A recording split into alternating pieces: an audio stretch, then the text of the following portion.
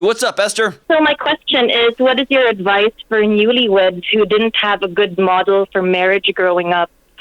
So my husband and I recently got married. For me, our relationship had the ideal progression despite unideal circumstances. We were introduced by a mutual friend and we went to the same parties. We were purely platonic friends for a couple of months, got interested in each other not too long after the friendship began, not to make it weird, became official. Then we got married. Admittedly, the courtship process was fed up from us being the only constant in-person interaction we both had. He's my first and my last boyfriend. And if we didn't, yeah. So hold on, just so everybody can hear. I can tell in your voice, you are a laser of passion. Is that right? I guess you're the center. That's a nice way to put it. You're the center of the torch, right? And then the world shut down, and you could see no one, no people in New York City. But then you saw this one, and Go ahead. We actually got together a few months before COVID started, so I think I got a good apocalypse buddy. Ah, there you go. Yeah. And then, man, that laser burned on one dude, one time, all the time, and he was a great absorbent of that laser, and that thing burned hot and fast, quick. Is that right? Yeah, I think it was survival of the fittest in terms of relationships in 2020. The fact that we got married after being together that intensely, like, we made it, I guess. I guess that was a good litmus test. All right, so how can I help? The high wore off. Is that where we're at? The high? No, it's not that. It's actually me just wanting to make sure that we spend the rest of our lives together as much as possible. Because the challenge... Yeah, thank you. A challenge I'm experiencing is that we're an interracial and an interfaith couple. Okay. And our mothers have strongly expressed their disapproval of us getting into an interracial and interfaith relationship throughout our lives. We have a lot of differences. Mm-hmm. He was born and raised in New York, and I grew up in Asia, and I moved to America when I was an adult, and I'm still getting used to the New York culture and American life. Similarities we both don't have anything to do with our parents anymore. So for me, it's making our marriage feel very lonely in that sense that we didn't have a good model. So in both our cases, one parent passed away due to terminal illness, and the other parent is no longer in our lives, no longer has any bearing on our lives. Yeah. In fact, I've totally cut out my living parent because it was so toxic around them that I actually had to run away for my physical safety. So, yeah, my husband and I both grew up in religious households in which religion was used to justify abuse.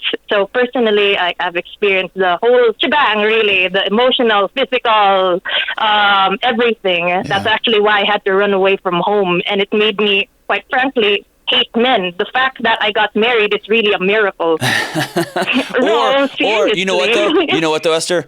It's not a miracle. It was a life raft. And when you walk through all of these challenges that you just put out there, a interfaith, interracial, parents have abandoned you, you're still getting used to a new culture, you are an abuse survivor, you are a religious abuse survivor, you still have some faith, he's got no faith, whatever. You guys have got high together. You guys got high. And you tried to solve all of your problems with one another, and one another can't solve each other's problems like that. And that got intense, and that got quick, and that got heavy, and that got wah! And now it's getting very, very real. Okay, so here's what I want you to think through. Okay, Esther, this is a one of those things like if someone says, "Hey, how do I lose weight?" You just go diet and exercise. Sounds really simple, but it's really hard. Okay, are you ready? Yes. All right. You, number one, have to get some models in your life. Mm-hmm. You've got to invest intentionally in couples who have been married longer than you that you want to emulate. It'd be great if they were interfaith. It'd be great if they were interracial because they could understand some of those complexities that y'all are going to have to navigate together. But having a couple of models would be ideal. Here's the second thing. You guys have to get some community. You're going to burn each other up because the other person cannot handle I lost my mom because of you. I lost my faith because of you. I'm losing part of my culture because of you. I'm losing part of my ethnic and racial heritage because of you. That will melt each other. That you're a laser beam. And my guess is he is too. Or he's a recipient of a laser, and at some point that just burns. So you got to get other people in your life, whether that's, my preference would be some really close, wonderful friends that you can share life with and ebb and flow and move with. And here's the last thing. Y'all have to do really hard work building a picture of what tomorrow's going to look like and practice living into it. Here's what I mean by that. You guys were on fire. Y'all practice safety. Right? Is he a good friend? Is he a good buddy? Is he a good romantic partner? We're practicing safety. Awesome, awesome, awesome. Then you achieved safety. You said, that guy's safe enough, I'm going to marry. He said, she is on fire and I love her and she's safe enough to marry. Now here's what you have to practice. You've got to practice desire. You have to practice doing things that are going to make you uncomfortable, but he is going to love, and he's going to have to do vice versa. And when I say uncomfortable, I mean, I want to yell and I want to scratch him. I want to punch him in the face. I'm not going to do that. I'm going to hug him. He knows that he's going to want to call his mom, and he's not going to do that because you've asked him not. So when I say uncomfortable, I don't mean unsafe, and I don't mean violating any of your boundaries. I mean, each of you are going to wake up every day saying, how can I practice intimacy, practice desire? How can I make sure that kitchen is spotless? How can I make sure that laundry is done? How can I make sure that lunch is made? Whatever those little tiny tasks are.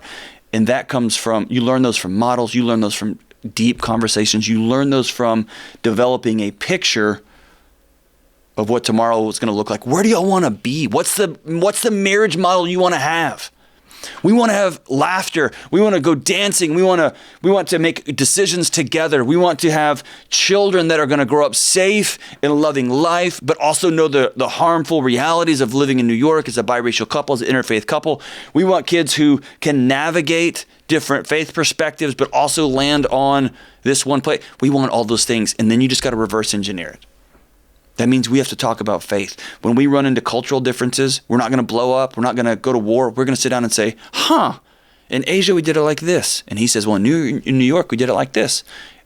How can we make this work for both of us? And it's going to take a process of learning. It's going to take a process of somebody calling, saying, hey, we're in a bad dance. We're in a dance where we've looped back into old patterns. I'm calling it. Let's throw the flag. Let's all back out, right? Let's go back in it again. Let's go back in it again. And you're going to practice and practice and practice. And this is something you're going to practice forever. And there's going to be seasons when the desire is rich and he's the hottest guy. It is going to burn, and Esther's going to be back on fire. And there's going to be days that you are cold as ice, and you're going to have to practice.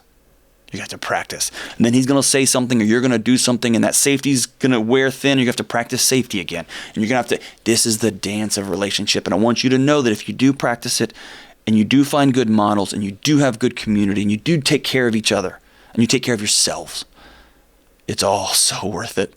It's all so worth it. You end up at whatever day your day here is done. You have no tread left on the tires. You've laughed every laugh you're going to have. You've hugged every hug you're going to have. You've had every romantic night you're going to have.